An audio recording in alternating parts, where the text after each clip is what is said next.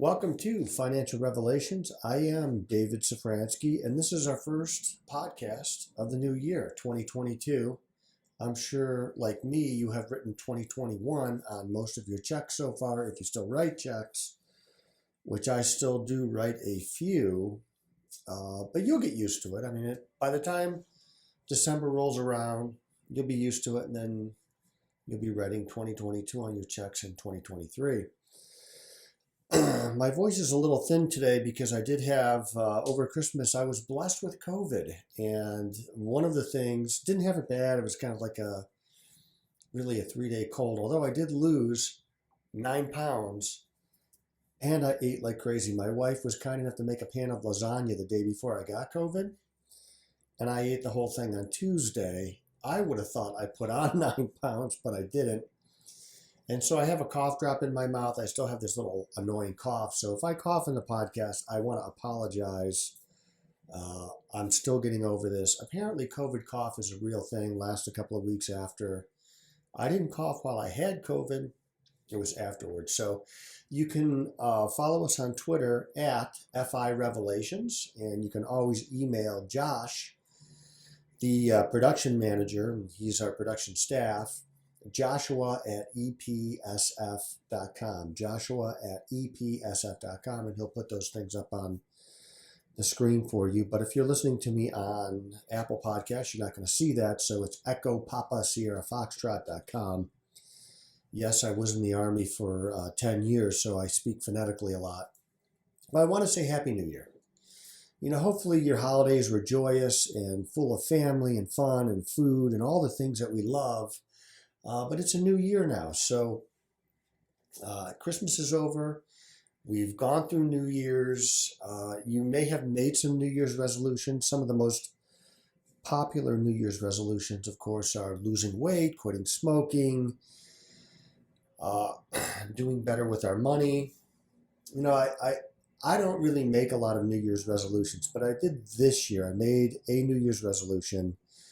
And that is, I want to live with an attitude of gratitude at all times, no matter what. And I got to practice that right before Christmas because, of course, we couldn't have anybody over for Christmas.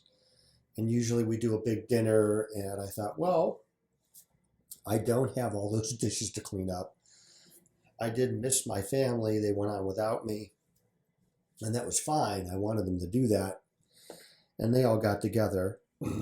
But we couldn't do that, so we just kind of hung out at home. But I want to be a person that is living with an attitude of gratitude. I want to be grateful for the things that God has blessed us with, which is a lot. God has given us a lot, and He has really blessed us. And I genuinely want to help people make some money. And the reason why I want you to make money is so that you can give more of it away. And I think as we go through this process, as we make people money in the market, I want to encourage you, do not hold it all for yourself. It was never meant all for yourself. We're meant to be people who are giving and are generous. It's in Proverbs that a generous person will themselves be blessed. And so when we give money away, and I'm not going to tell you who to give it to, but when we support a missionary or Christmas in the Amazon for kids that are never going to have Christmas if we don't help out, it is really a blessing for you. You get more out of it than maybe they do. So as you make money, I want you to always be thinking about who you could give money to outside of ourselves, outside of our family. Support something that you wouldn't have normally supported or you haven't done in the past, or increase somebody that you're giving money to now, because like everybody else, missionaries need a raise from time to time. The things that they're doing, they don't go down in cost, just like the things that you're doing don't go down in cost. So I want you to be mindful of that. Today, on this very day that we record, Chair Powell, I have to be careful because of my voice. I can't say it like I normally would. He had his renomination hearing in front of the Senate, and he did a couple of things that were very positive. for the market. One, he reiterated that rates, yes, indeed, are going up. So if you are looking for a mortgage, it's probably going to go up a little bit.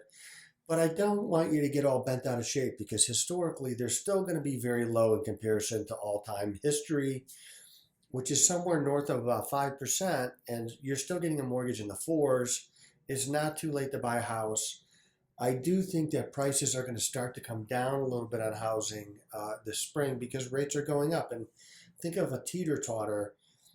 If rates go up, prices probably have to come down a little bit. And if rates go down, prices probably go up a little bit because housing is more valuable. So he reiterated that rates are going up. The second thing he did is he calmed the market on the Fed's balance sheet. So the Fed, and I know this is getting a little bit wonky and in the weeds on the Fed, but this is important, and you can use it at dinner conversation, so you'll thank me later. The Fed owns a lot of government bonds, especially mortgage-backed securities. And one thing that Chair Powell had kind of let slip is they're going to let those bonds fall off the balance sheet and not replace them. And the market did a little freak out. And that's why the market was lower for the last 5-6 days, because they were really hanging on those comments, which are very important. When the Fed talks, when Chair Powell speaks, people are paying attention. So the things he says are very important. And the way he says them, he might be equally as important. So he's got to be very careful, very measured. Elsewise, he will affect the markets. And he did that. And so he calmed the market. He said, look, we haven't come to a consensus on our balance sheet yet. So nothing's going to change right now, but we're talking about it. The market knows that the Fed can't keep their balance sheet here. But change of direction is always a moment of freak out for the market. So when he does change direction, when they do this, I think what he'll probably do is he'll probably announce after they allow some of the balance sheet to slough off, then he'll announce it and the market will see, oh, the world didn't end after all. And so this is all great. You know, the Fed chairman saying all the right things, and he's going to get confirmed. There's a few senators on both sides of the aisle who have said they're not going to support him, but there's enough to get reappointed, and that's good for the market right now. But how does it affect me and you? I think this affects us in this way. It is setting up a pretty good market for 2022. The Fed is going to be responsible by raising rates ever so slightly, well, extremely low level, to help stem the tide of inflation, which is real. The inflation is here. It's at 6.5%, 7%, depending on what you're looking at, the products.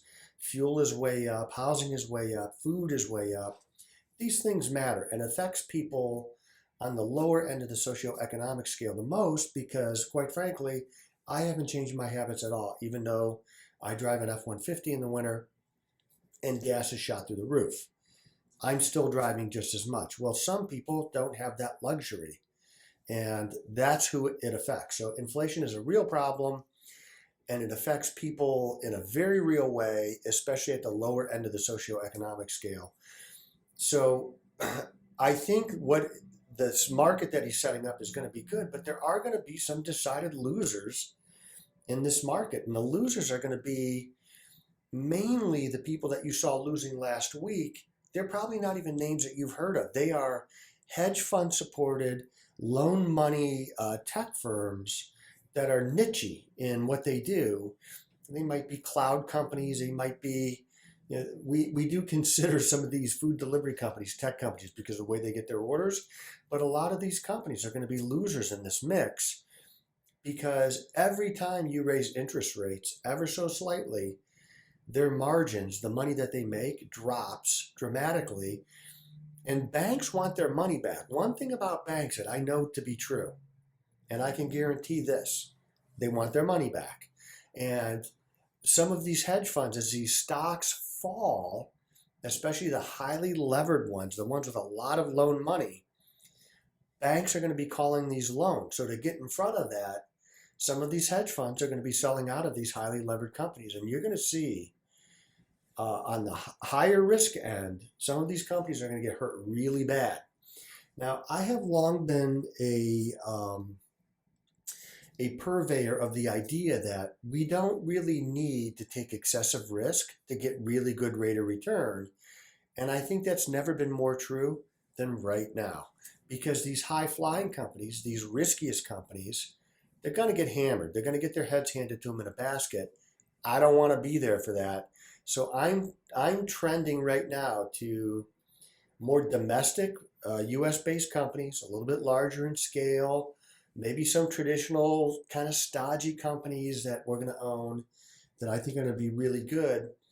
And that's what the Fed is setting up for us right now. I think they're going to try and take some of these high flyers. They're going to bring them down a couple of pegs, and if you have money in them, you're coming down with it. So if you have one of those portfolios that's on the riskier end of investments, you may want to reconsider. Talk to your people, see what they think, see what's in your best interest.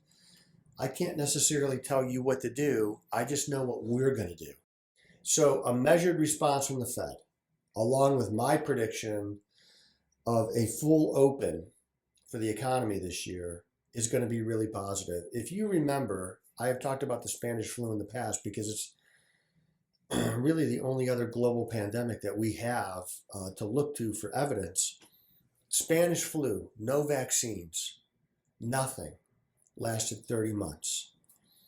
It would appear, I don't know this to be true, but I'm postulating here, as these lower virulent, these strains that are a little bit less virulent than the last one come out, it would make sense that the time frame would be somewhere around 30 months or so, give or take, maybe a little less, maybe a little bit more.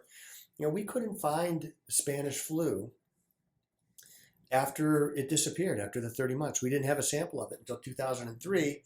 And we actually had to go to an Inuit village and dig up a dead person who had been buried in the permafrost. And she was heavy set, buried in ice, so her lungs were perfectly preserved. That's where we got a sample of the Spanish flu. And I'm praying for the world and our country and people that that's what happens with coronavirus, that it just kind of whittles its way out of existence because it becomes less and less deadly each time we get a new strain that comes along. And I don't think that this year is probably going to be as good as last year or 2020, but that doesn't mean that it can't be a great year. And I remember early on in my career, we had a couple of 25% years in a row, and somebody fired me.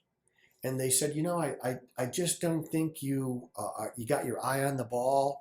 And because we did a couple of 25% years, and on the third year, we only did 20%. And he just thought I didn't have it anymore. And I said, you know what? You should leave. Yeah, definitely take your money. I probably won't be in this business in 2 years. That was 1996. So I did make it after all. We don't, and I know I want to get 30% rates of return. I want to get 25s. It just isn't what the market gives you every year.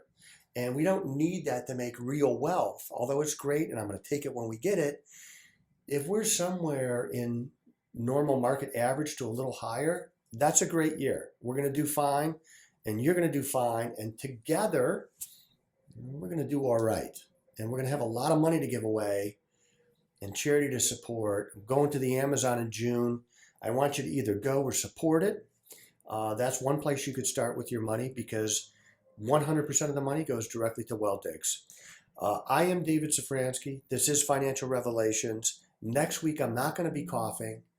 I can almost promise that, and I look forward to seeing you soon.